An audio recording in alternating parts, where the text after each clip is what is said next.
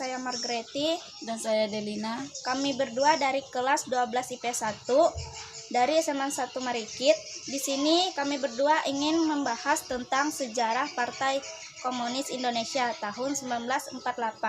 Nah, adapun poin pertama yang akan saya bahas yaitu latar belakang. Poin yang pertama yang akan kita bahas dalam sejarah Partai Komunis Indonesia di Madiun yaitu latar belakangnya. Latar belakang terjadinya pemberontakan PKI ini yaitu karena ketidakpuasan terhadap hasil perundingan Renville yang dianggap merugikan sehingga kabinet Amir Syadziripudin dilangsirkan. Partai Komunis Indonesia protes karena kehilangan posisi pemerintahan dan menganggap kiprah partai serta perjuangan ideologi komunisme mereka terancam gagal, sehingga mereka menghimpun diri dalam naungan PDR, yaitu Front Demokrasi Rakyat, dan memusatkan komando di Madiun. Kemudian, MUSO mendeklarasikan berdirinya pemerintahan Soviet Republik Indonesia dengan dukungan dari Amir Syadziripudin hingga akhirnya pecah konflik bersenjata yang kemudian dikenal dengan pemberontakan Partai Komunis Indonesia tahun 1948.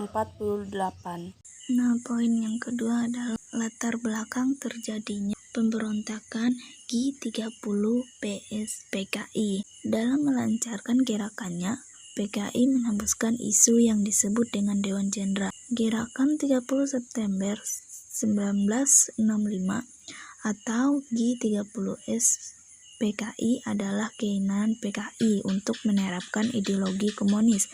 Konflik antara PKI dan TNI AD, serta tersebarnya berita Soekarno jatuh sakit. Gerakan 30 September sejatinya merupakan sebuah gerakan yang bertujuan untuk mengubah Indonesia menjadi negara komunis serta menggulingkan pemerintah Presiden Soekarno. Selain itu, G30S atau PKI juga merupakan sebuah usaha pemberontakan yang disebut sebagai usaha kudeta yang dituduhkan kepada para anggota dan Partai Komunis Indonesia dalam kurung PKI, di mana para petinggi TNI Angkatan Darat pada saat itu diasingkan serta dibunuh tanpa balas kasih di Monumen Lubang Buaya. Berikut adalah dalang dibalik kejamnya peristiwa G30S atau PKI bagian 1 DN Aidit. DN Aidit Dipa Nusantara Aidit atau yang lebih dikenal dengan sebutan DN Aidit merupakan Ketua Umum Komite Sentral PKI.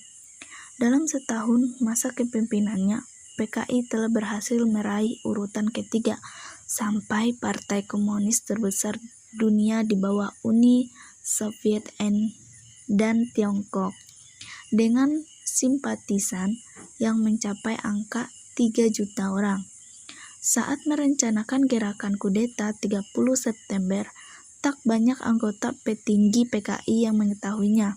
Aidit tidak pernah mengajak ataupun melibatkan anggota jajaran Politbiro dalam rapat agenda persiapan G30S.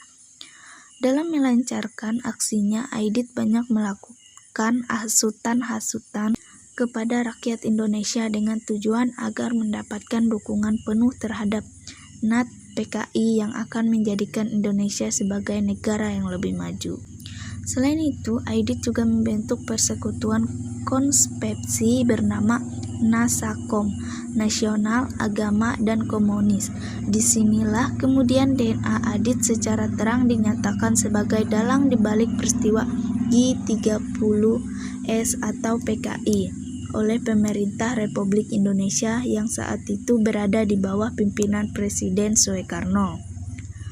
Ketika peristiwa gerakan 30 September berlangsung, Aidit melarikan diri ke Yogyakarta, Semarang hingga Solo dan berakhir ditangkap di tempat persembunyiannya, yaitu rumah Harjamartono atau Kasim yang berada di Solo.